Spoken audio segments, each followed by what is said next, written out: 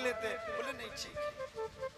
जैसे ही आगे बढ़े तुरंत जामवती मैया के कक्ष में गए, भवन में गए, और जैसे ही जामवती मैया के भवन में पहुंचे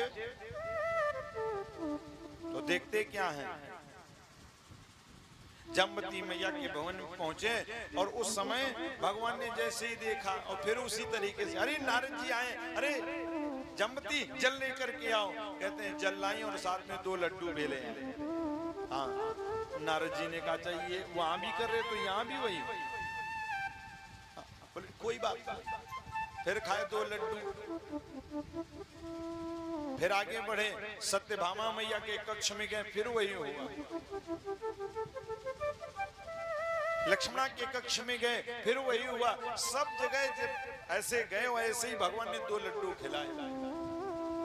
अब नारद जी ने सोचा कि अगर जो ऐसे जाएंगे, पैर धुलवाएंगे और 2 लड्डू खाएंगे तो कितने लड्डू हो जाएंगे?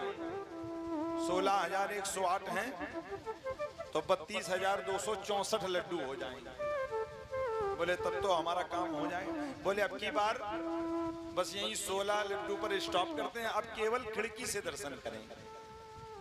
कहते हैं नारद जी भगवान की गृहस्थी का अवलोकन करने आए थे।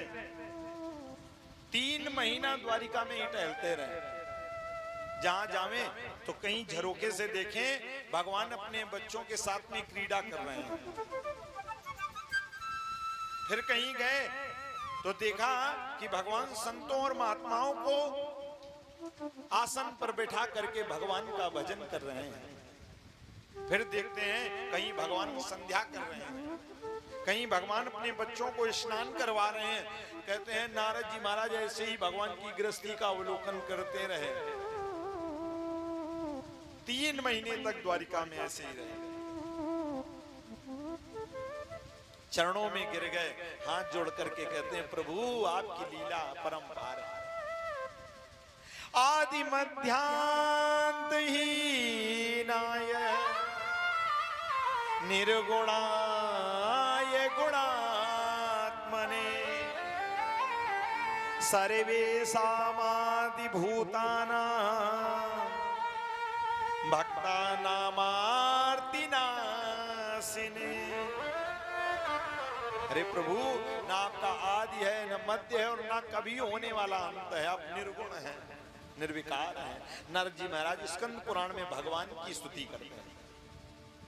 आपकी महिमा को कोई नहीं जान सकता, आप अद्भुत हैं। कहते हैं बार बार चरणों में गिरे और प्रसन्न हुए, बड़े प्रभु आपकी कृपा है।